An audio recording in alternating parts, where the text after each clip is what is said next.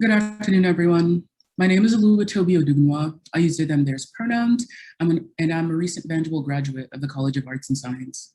I'm also the outgoing president of the Vanderbilt Lambda Association, the school's undergraduate Gender and Sexuality Alliance. Lambda has been a home to me, other members of the LGBTQ student population, and our allies for many years. The Vanderbilt Lambda Association takes great pride in being a leading promoter in the awareness of diversity among the student body. In line with today's event, one of Lambda's missions is to cultivate intersectional dialogue among students, faculty, administration, and the greater Nashville community. And I want to thank you all for joining us on Zoom for today's program, Taking Pride in Athletics, LGBTQ Perspectives on Sports. Our wonderful host for this event is Alfred De Grothenri. Alfred is the Associate Vice Chancellor for Local Government Relations and Community Partnerships at Vanderbilt, and his office hosts these community conversations. I had the pleasure of working with Alfred the summer of 2019 and all throughout my junior year. My favorite interaction with him to date was getting to sit in on one of his mentorship meetings with Congressman Jim Cooper's interns. They were all a little nervous, as you can imagine. I was too, but Alfred quickly dissipated much of the tension and gave us all some really wonderful advice. I still have my notes from that day, actually. Alfred is a wonderful man, a funny one too, as well as a fantastic husband, a father to a beautiful wife, and the most adorable children. I'd like to now welcome Alfred De Grothenri to the virtual floor.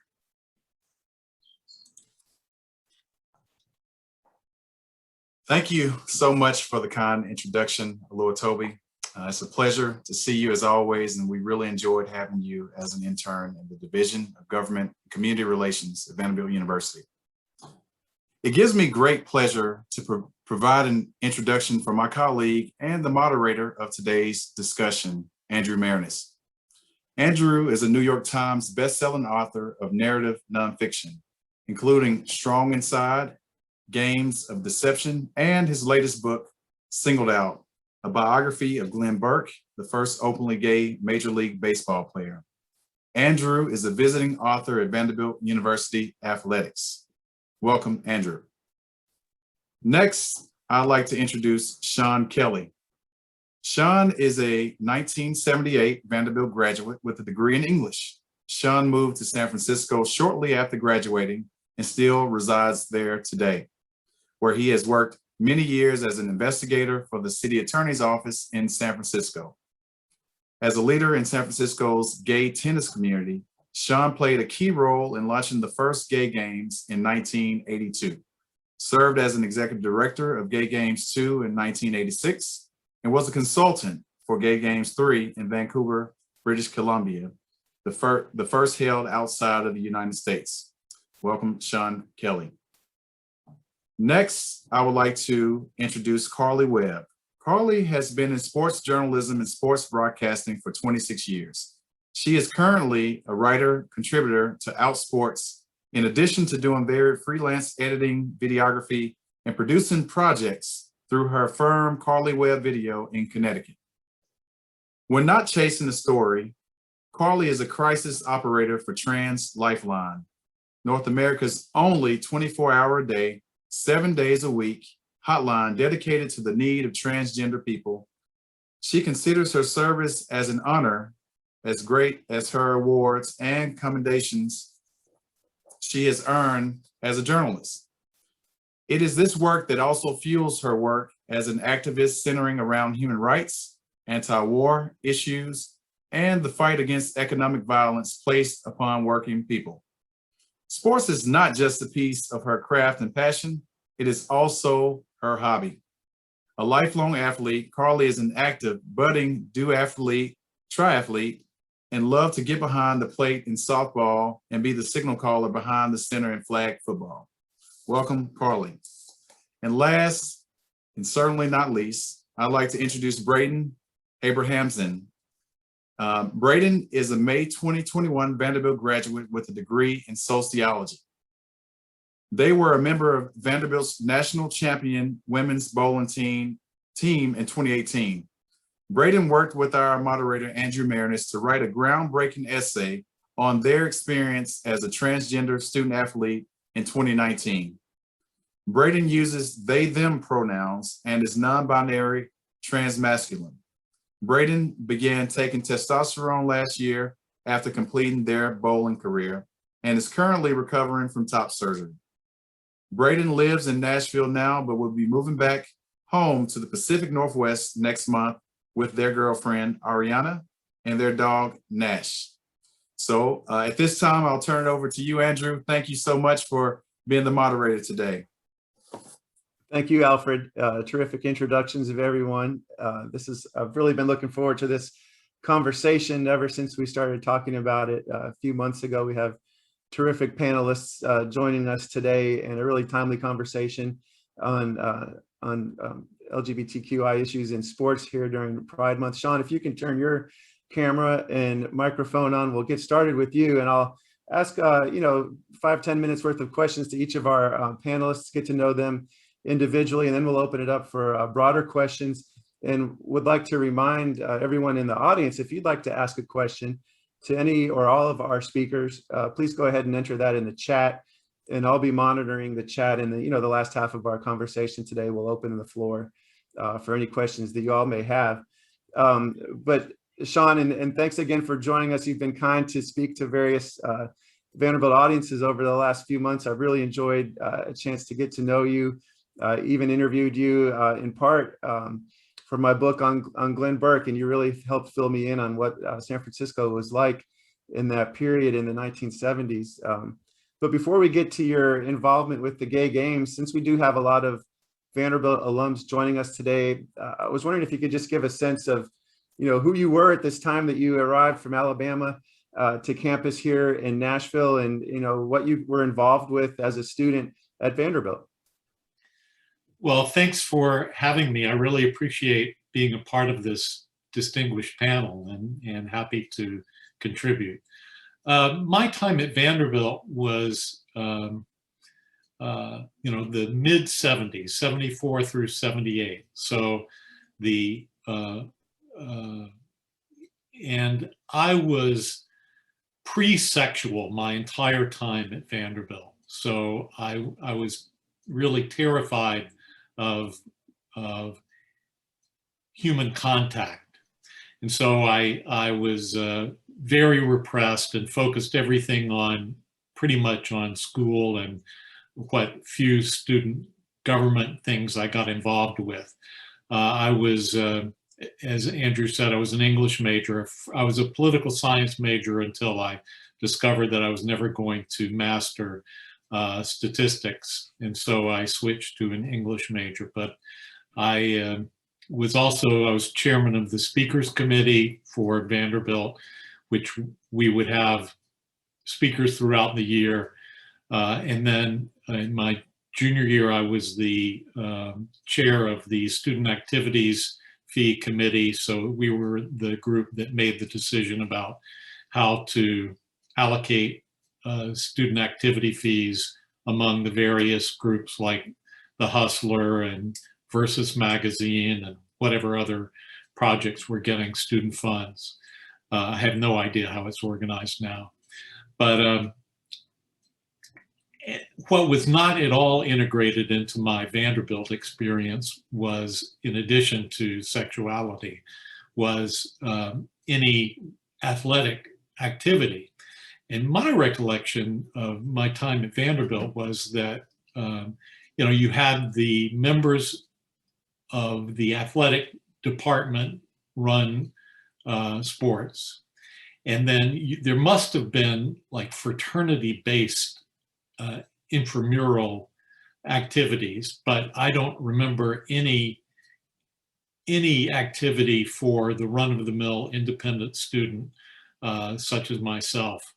I would play tennis with people that I met along the way and had a couple of regular people I played with. But I'd been an active tennis player in high school, but I wasn't good enough to play varsity sports at Vanderbilt.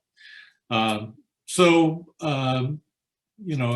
was a great experience for someone from a small town in Alabama to go north to school, to go north to Vanderbilt. And even though I was dismayed my freshman year to discover that my next door neighbor was from Georgia and a big Lester Maddox fan. And for those who aren't old enough to know the reference. Lester Maddox was the great segregationist governor of Georgia in the same era as George Wallace.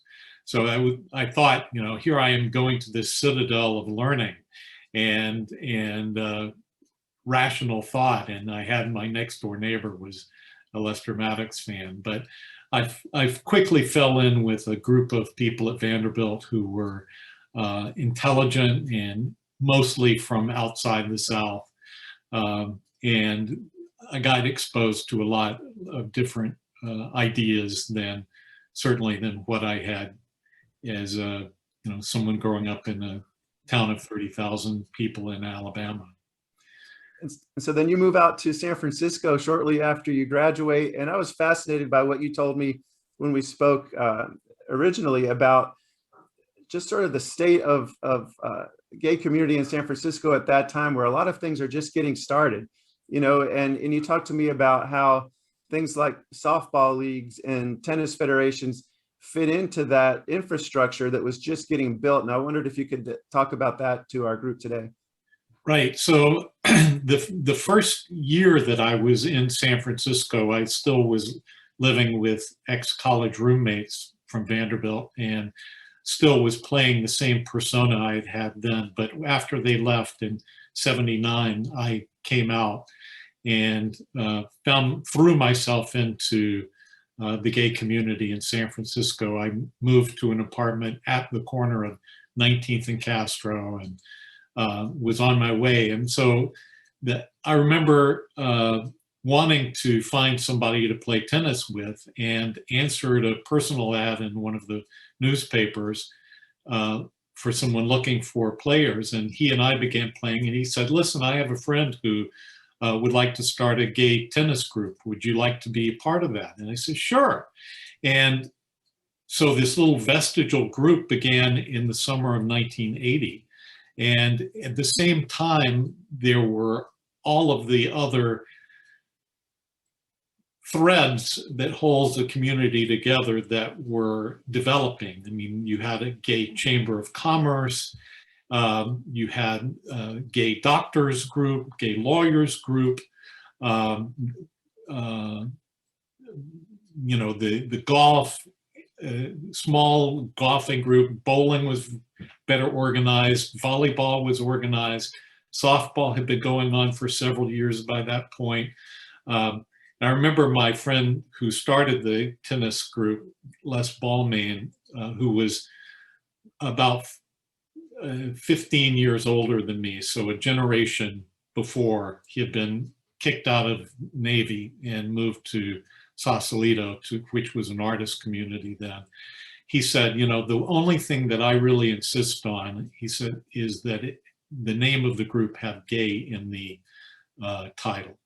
Because the softball groups in the early development had, in the mid '70s, it was the Community Softball League, which was explicitly clouding the fact that it was predominantly gay membership.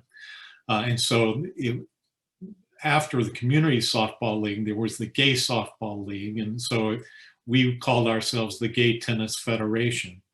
And in less than a year, we were hosting a tournament for people around the country. And so you would see one person come from Dallas who would go back to Dallas and begin a gay tennis group in Dallas. And so it's in the same way that it has spread in San Francisco from one person having one other person he or she knew that played tennis to exponential growth until we had, could mount a team to go play against Los Angeles and go elsewhere and host other people from around the country. And so that was the first US Gay Open was in May of 1981. And then the second one was in May of '82. And then that August of '82 was the first gay games, and our club ran the tennis portion of that. And when the gay games were first, conceived, and nothing like this had ever happened before, and I know that a lot of the intent went beyond sports, Can you talk about what was the feeling of the purpose of holding the gay games, and what did it mean to the participants in that inaugural event? It was, I think, conceived as, well, first of all, it was founded by two people. One was Dr. Tom Waddell, who had been an Olympic athlete in 1968 in track and field, and the other local community sports organizer, Mark Brown. And so they came up with the idea of a gay Olympics. And there were all kinds of Olympics that were allowed in the US at that point: the police Olympics, the Jewish Olympics, the Senior Olympics, all kinds of different Olympics. But when it became apparent in the summer of '82 that the gay Olympics were going to take place and weren't just a pipe dream, they were sued by the United States Olympic Committee over the unlicensed use of the name Olympic. And that was a case that eventually went all the way to the Supreme Court, where we lost 5-4 in 1987. But the idea was to have an event in which it would allow people to come out, allow people of all athletic ability or none prior to beginning to train for it, to come together and to do his or her personal best. And in a non-political atmosphere, in that no emphasis on nations competing each other. So everyone was marched in, identified by a city that he or she came from. And it was a wonderful coming out event for all of the people there, and to march into the decrepit former professional football stadium, Kezar Stadium in Golden Gate Park, with the thousands of people in the stand cheering. It was just a very, very moving experience. I know that when I later got a chance to work for the second gay games, I ran into a neighbor of mine and told him how excited I was by this. And he said, Sean, he said, second to coming out, just going to the ceremonies at the first gay games was probably one of the most significant experiences of my life. And I thought to myself, how lucky am I? How many people get a chance to work on something that anyone would describe as one of the most significant things of their life? Wow. So it had a tremendous emotional charge for the participants, and really the first gay game set the path to see that it would happen, as it will happen again in 2022 in Hong Kong. That's terrific. And one more question for you, Sean, before we move on to Carly. But Gay Games 2 takes place in 1986, right in the midst of the AIDS epidemic. And I know that there was some question about whether that event should even continue, and you felt that it was important that it did. Could you explain what the environment was surrounding Gay Games 2 and why you felt it was so important to continue? Well, of course, the planning for it began in 1982, before the full dimensions, and certainly before the nightmare of the swell of the epidemic became apparent to everyone. But once we were into it, we believed that the emphasis on health and well-being in the community was an important message to carry forward. And we used it as an opportunity. I remember we worked very closely with the San Francisco AIDS Foundation to provide same-sex or safe-sex packets to all of the participants there. And so we wanted to make sure that we were doing the responsible thing that we could do to transmit knowledge about the virus, which was still so underdeveloped around the world as to what was really going on. But it was, of course, it was a a terrible time to be in San Francisco because all of these new friends that I had made in the tennis league especially, but also across the different sports as I was working as executive director for Gay Games 2 in '86. As they began getting sick and dying, it was a really difficult, to say the least, time of my life.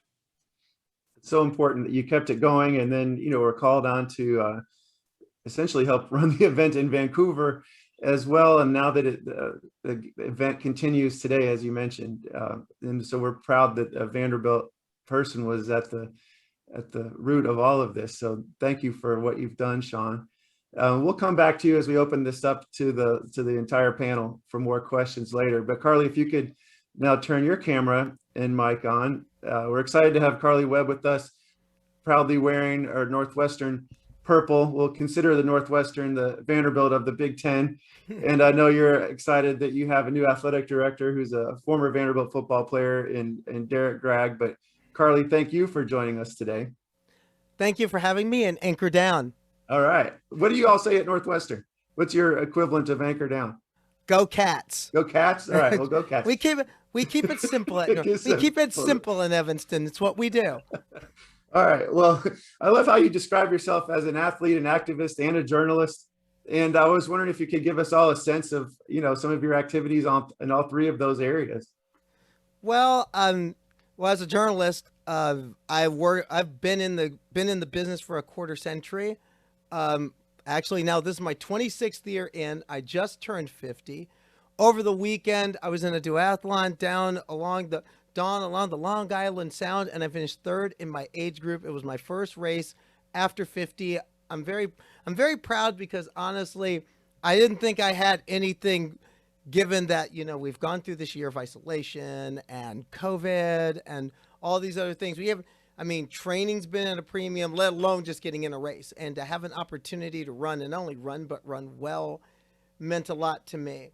As far as the activism goes, that plays into being an athlete, and that also plays into being a journalist. Being a transgender American at this time, with what we're seeing in this country, with 33 states putting up 120 plus pieces of legislation across the states, including the ugliness that was passed in Tennessee recently, where you have, now they're saying, okay, let's out every transgender Tennessean by putting a sign up saying, yes, we're going to be good to people and let them use the bathroom.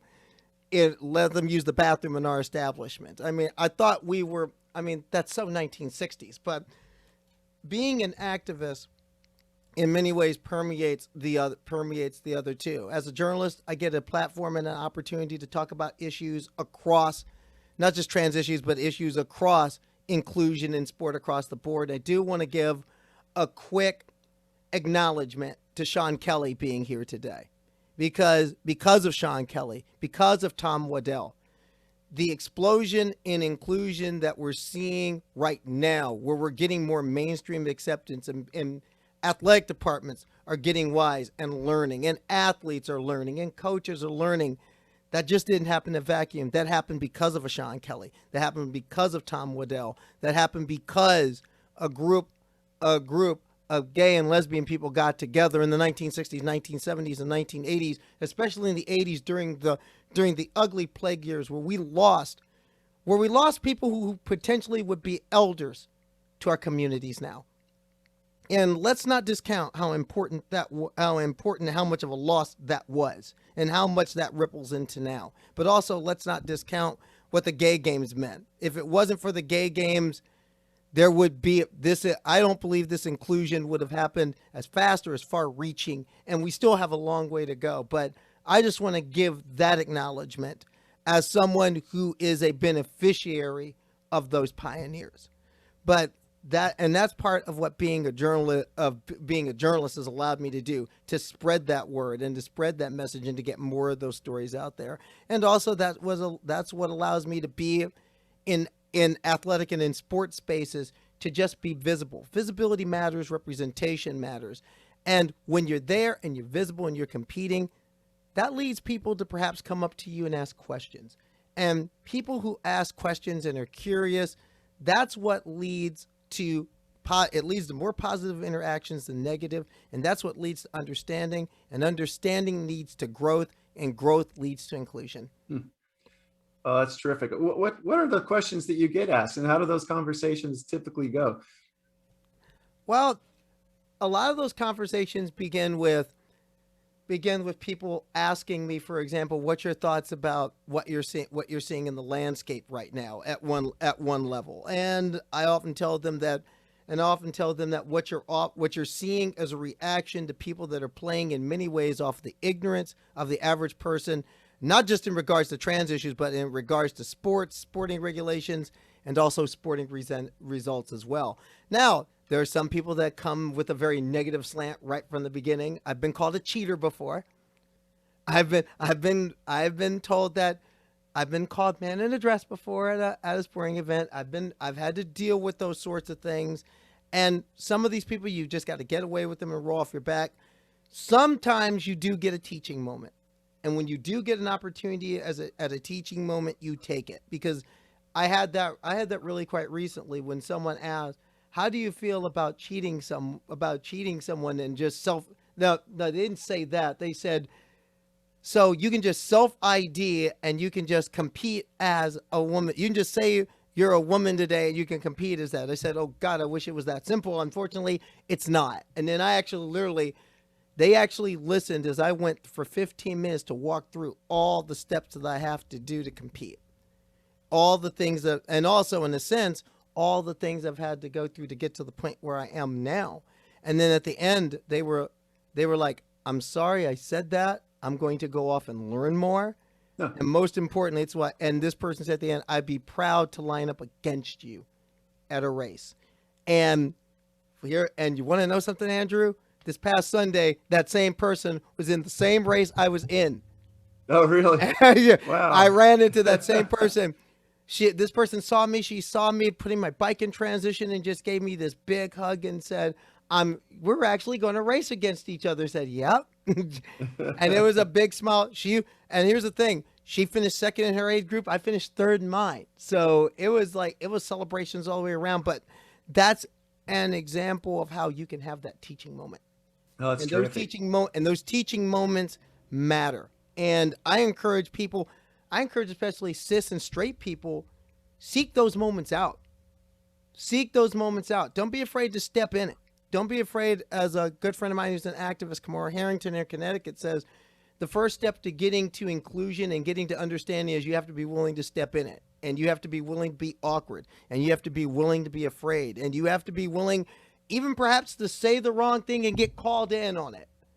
But you have to step in it if you want to move us forward. You mentioned the sort of the legislation that we've seen in far too many states recently.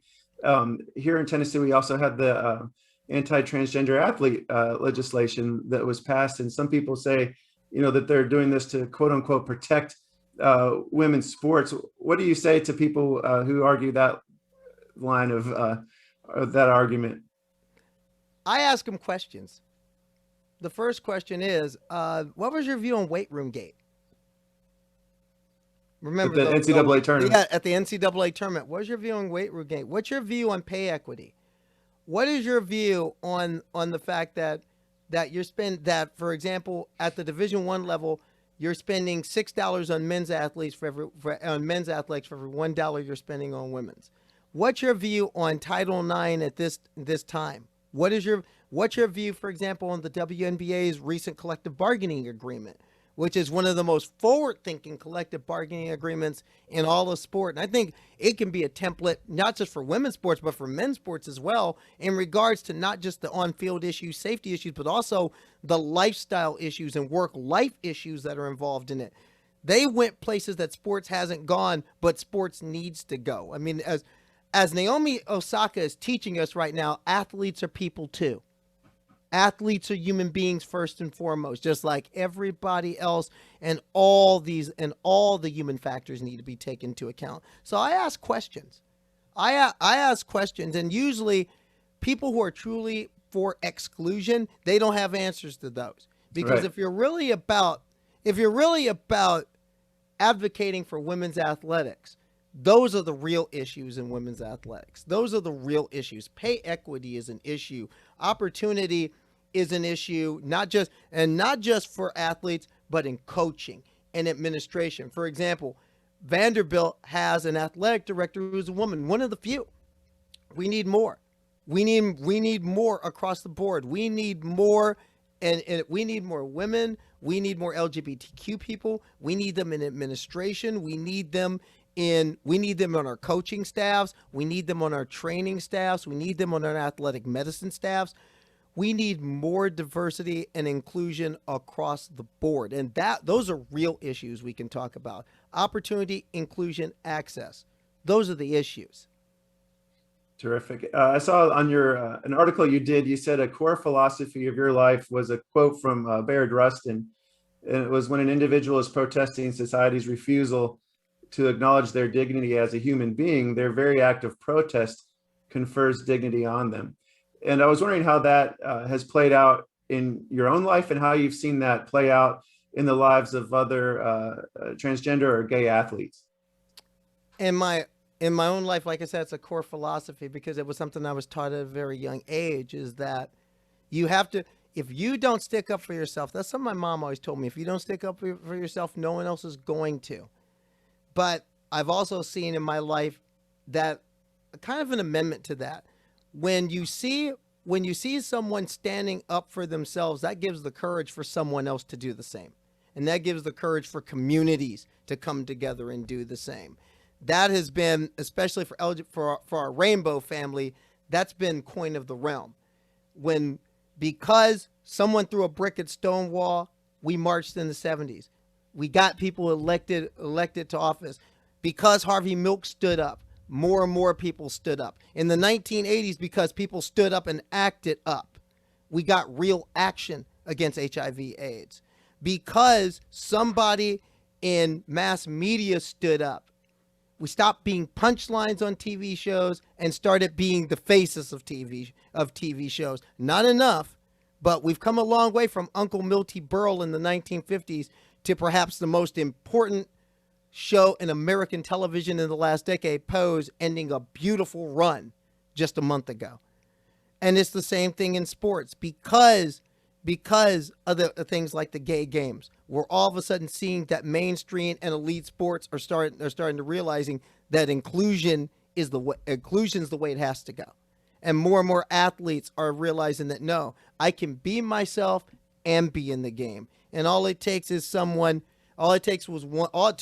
person in 1988 to just proclaim who they were and become the first out Olympian. And that led to a small trickle. And that trickle is now leading to a steady stream. And in Rio, it led to a flood. 68 out athletes, 43 won medals, 16 gold medals.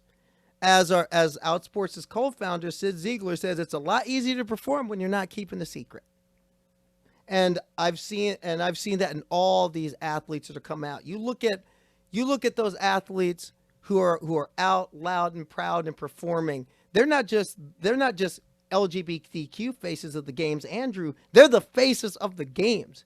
You look at people like Brittany Griner, like a Nicola Adams, like a Sue Bird.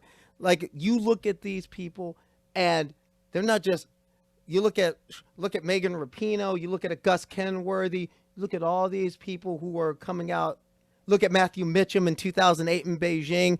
Not only are they just out and proud faces, they're the faces. They're the people that you turn on NBC to see.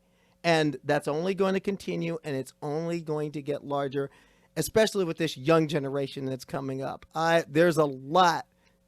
This young generation's not taking any shorts from anybody. And that's what I love about them.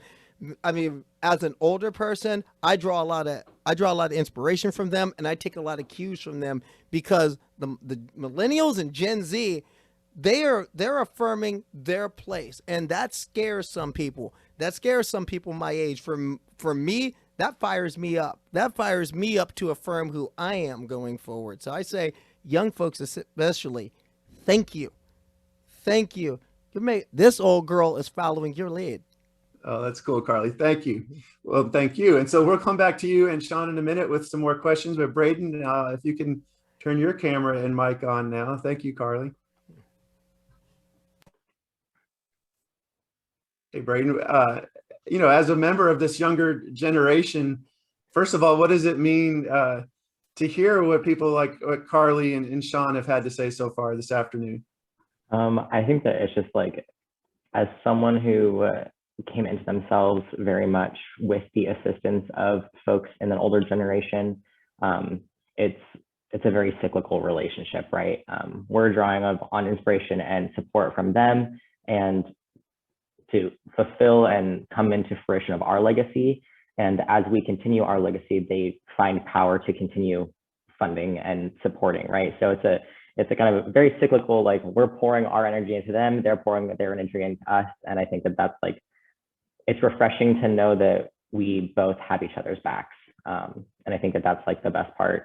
I think especially what Carly was saying about paying tribute to those that came before us is super, super critical. And I just actually took a class in the AADS department last semester that focused on Black LGBTQ histories in the United States. And it was a wonderfully taught course by Dr. Claudine Taff, and it was just a phenomenal thing to experience. I feel like a lot of the LGBTQ history that we do learn is very whitewashed, much like of the majority of American history. So it was really cool to be able to focus on the more marginalized stories that did have a greater, you know, a higher impact level that we just don't get to hear very often. Oh, that's great, Braden. And Braden, I think there's probably some people on this webinar today that might be surprised to know that there is even such thing as college bowling, you know, and that Vanderbilt has won national championships in this sport. And I was wondering if you could just share with us a little bit of your journey as a bowler and what that experience athletically, we'll talk more about, you know, maybe off the lane experiences, but what it was like for you just, you know, coming to college at Vanderbilt as a bowler. Yeah, so I started bowling when I was 5. I just kind of fell into it after going to a birthday party that was hosted at a bowling alley. And I was competing by the age of 7. And kind of just fell in love with it from there. Once I realized that I could pursue a college career in bowling, I set soccer aside and kind of just full body jumped into bowling. So after learning and kind of continuing my athletic career throughout high school, bowling is a very individualized sport, especially in the Pacific Northwest. There's not like high school bowling like there is in the Midwest or in the South. It's just not a thing. So it was a little bit of a turn in my experience to go from primarily individually, like competing individually, to competing on a team. But that was something that I had always longed for.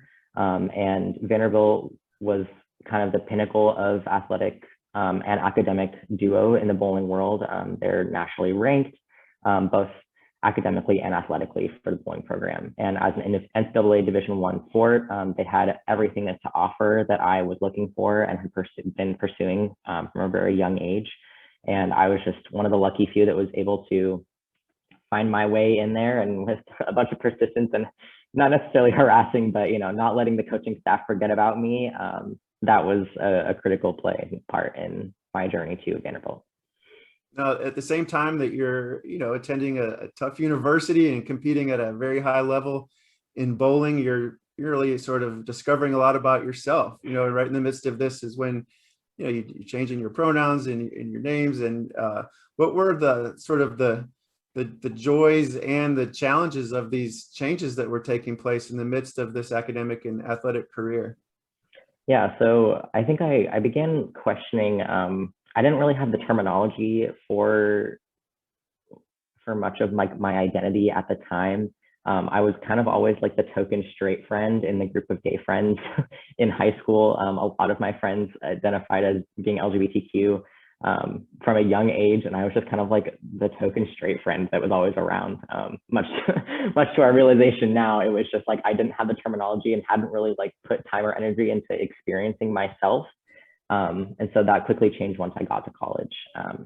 So my current girlfriend, and she's actually my former teammate, she was a senior my freshman year, and she identifies as bisexual, and really helped lead me towards finding the accurate and appropriate resources on campus to kind of like navigate through the questions that I had for myself and the start of my journey.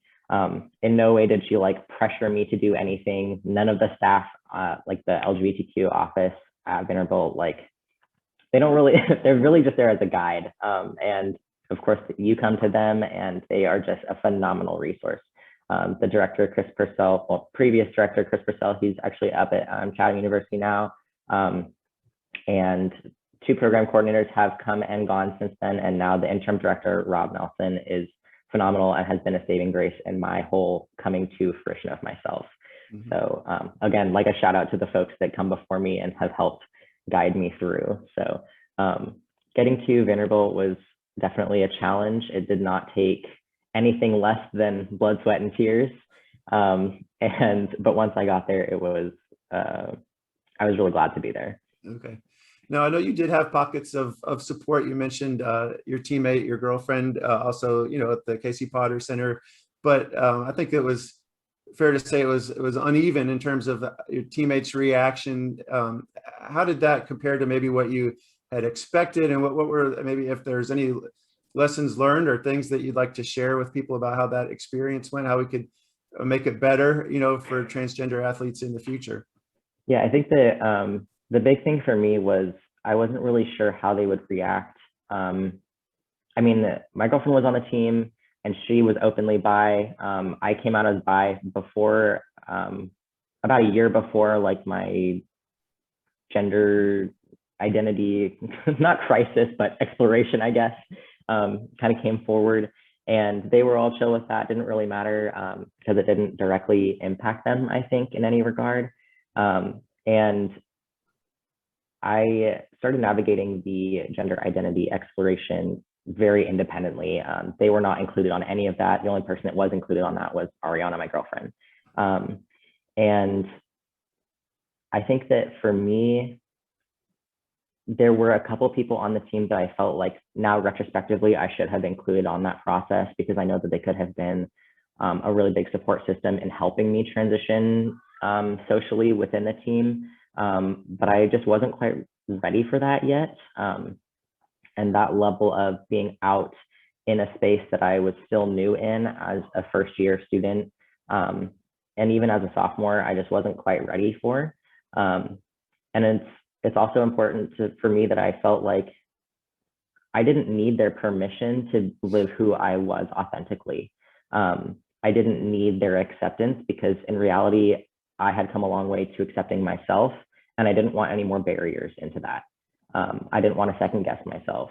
The big thing for me was I had to do a lot of research on making sure that if I transitioned socially, changed my name, changed my pronouns, changed my identifiers, that would not impact my team's ability to compete in the women's sports sector. As I found out through a lot of like research on the NCAA website and talking to a couple other folks higher up throughout this journey, as long as I hadn't done anything to medically transition, it was fine. It wouldn't change the status of my team.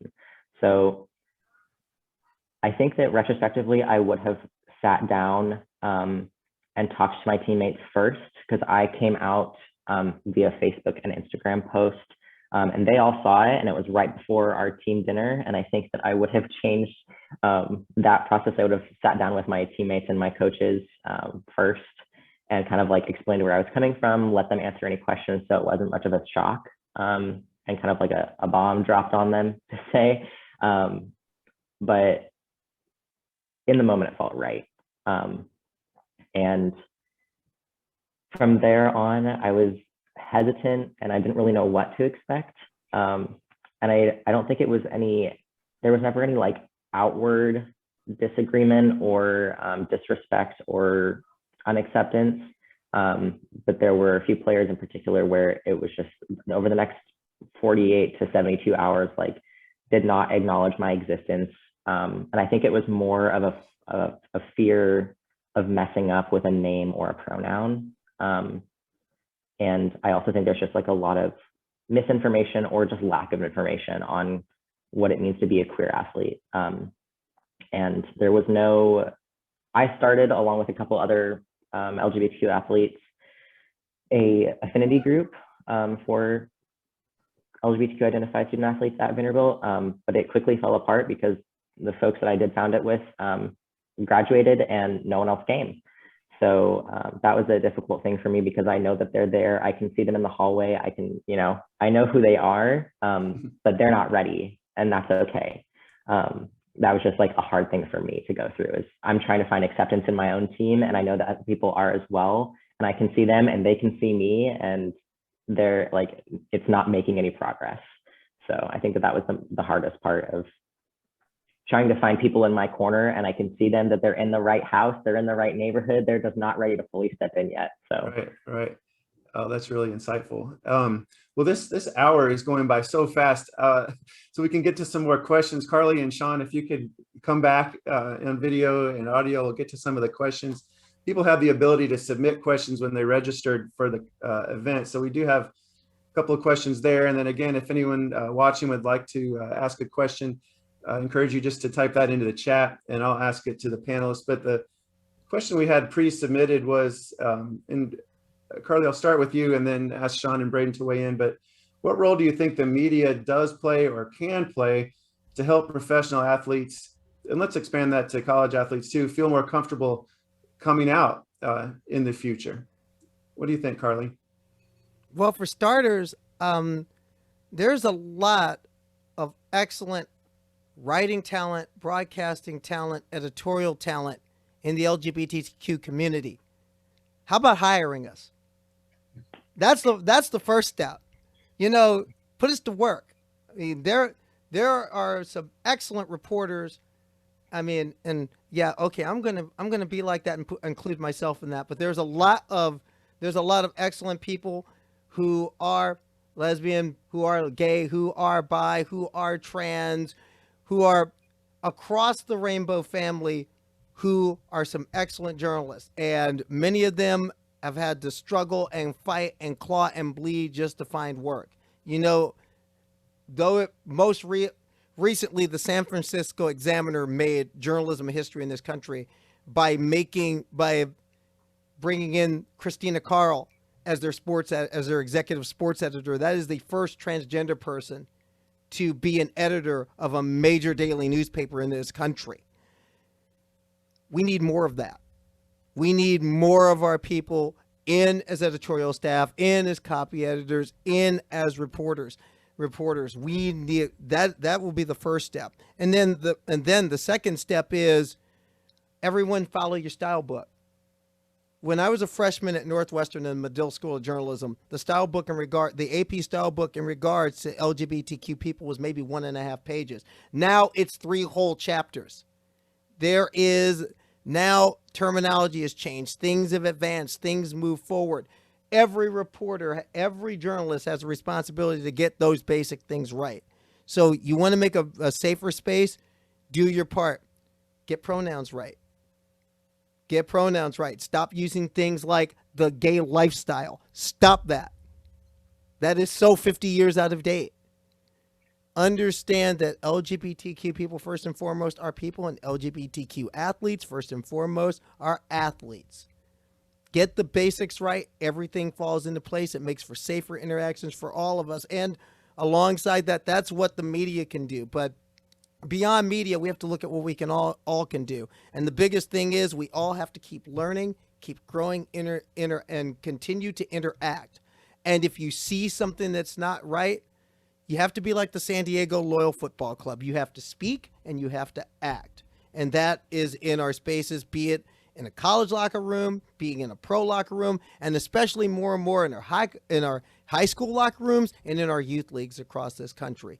It has to start neighbor to neighbor, person to person, coach to coach, team to team, league to league. If we make our little space of the world safer, and we multiply that by all the other little spaces and ball fields and sandlots and tracks and ice rinks, we'll make a safer world. And it's doable, and a safer world is possible. Braden or Sean, have anything to add to that? I think that much of what Carly is saying of hire us is critical.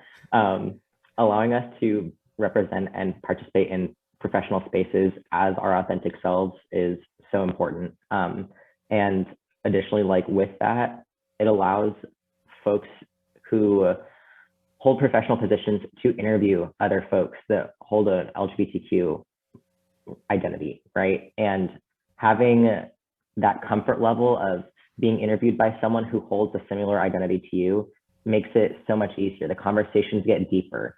The understanding and the willingness to participate in those conversations goes up, right? So being able to shine positive and understanding and full-bodied light on athletes who do hold those identities is critical. You know, I think the thing that I would add is that it's where I think the media can really be helpful is by treating the three-dimensional personalities of LGBTQ athletes the same way and with the same degree of casualness that they treat straight athletes. So when you have these, you know, so much of what is the filler on things like Olympics broadcasts are little mini personality profiles of athletes. And to the extent that they cover the lives of LGBTQ athletes with the same degree of openness and casualness, I think is really an important thing that the media could do. I will share in terms of hiring LGBTQ people, I will share the one anecdote from the past, which shows how far we've come. And I don't think this could happen again today, but the only openly gay reporter for San Francisco newspaper when the second gay games happened was Randy Schultz, who of course was a famous author. And I remember Randy Schultz chose to go on vacation the week of the second gay games because the political people in which he thought were the important people in the gay community weren't interested in sports or didn't see the significance of it. And I think that those of us who see that the cultural dimensions of a community are advanced by all of the different elements of it, and that sports advances the whole notion of gay liberation. You know, we're not recognized by the so-called political people when I was coming up. So, you know, I think that having someone there doesn't necessarily guarantee good response in the sports world. We've got just a couple minutes left, and so I wanted to give you each a chance to give our audience something to be looking for. Are there LGBT athletes out there right now that you're following that have especially interesting stories, maybe might be competing in the Olympics or in one professional sport or another, or short of an athlete, an issue that is important that we should all be keeping an eye on right now? And Braden, I'll start with you on this one. Yeah, so two friends of mine, Chris Moser and CC Telfer, are both have been training for the Olympics. I know that Chris has run into a couple injuries over the past couple of years, but I believe he is still training, and along with CC Telfer, who is on track to be part of the Olympic qualifiers for track and field. So those are two people, both trans, who I've had the honor and privilege of meeting with through the NCAA Common Ground annual meeting, which was life-changing. So those are the two, at least for my friends, that have been working hard to train and get to the point of being able to compete in the 2020/2021 Tokyo Olympics. Terrific. And how about you, Carly? Well, Braden mentioned two people I'm close to. Both of them I look up to. Chris Moser is a hero to all of us in a lot of ways. CC Telfer, Andrew, you want to talk about just one of those great things you get to cover as a journalist, seeing her story and following her through 2019. She's like a sister to me in many ways. And what she did her senior year at Franklin Pierce, what just shows a lot of courage under fire and a lot of grace under fire. And I'm looking forward to seeing her in Eugene, hopefully starting next week at the Olympic trials. But two people I'm looking at this, especially with what we have in Tokyo coming up, are actually Paralympians. Canadian Paralympian Ness Murby, who came out last year, and who is a multiple medal winner for Canada, going back and performing authentically as their authentic selves for the first time on this biggest stage. It must be exciting for them. It must be overwhelming and exciting. But also another person I've gotten to know in the last year is an Italian woman named Valentina Petrillo. Valentina Petrillo is a trans woman. She is a sprinter. She's heading to Tokyo. Last week she became the first transgender Italian to wear Azzurri blue in an international competition. She competed at Paralympics European Championships last week. And the thing about her story that draws me is that her and I come together. Her and I have a convergence at a hero that we both looked up to as younger people and just coming into the sport. She runs the 200 meters, same as me. And we both have the same hero, Pietra Manea, former world record holder, 1980 Olympic champion at 200 meters. When we first did some pre-interviews for her being on my podcast last year, and she mentioned, who did you look up to growing up? And I said, Pietra Manea, and her eyes lit up. And we are just talking about just him and his career. It was two athletic people having that total fangirl moment. And she is someone I'm really looking at for Tokyo. I think it would be awesome for her to, she's going to have a tough drive because, some of the people that she's going up against are going to be serious business, but just for her to have the opportunity after going through so much, she's had to fight her national federation for the last 2 years for the right to compete as she is. And now to have that opportunity to go to Tokyo, again, it should be exciting and overwhelming. And I'm looking forward to see the story play out. Awesome. And Sean, finally with you, whether it's a current athlete or someone, since the time that you launched the gay games way back in the 1980s, is there an athlete that really stands out to you right now? Not individually. I just don't follow it closely enough. I think the thing that will be very interesting around the Tokyo Olympics is the degree to which the Japanese conservative attitudes towards LGBTQ people allow for openness on the part of the participants. I know that this, in my view, one of the great values of the gay games as it has moved around the world is to help transform local communities by exposing people close up to a non-threatening and completely familiar way athletes who also happen to be LGBTQ. And that it has, I have seen it have an effect on the local community. I'm wondering how the exposure of openly gay and lesbian and trans athletes in Tokyo will be reported and in the Japanese press and allowed in the mainstream press, given the attitudes. I'm frankly very concerned about this when it comes to the next gay games in Hong Kong in 2022.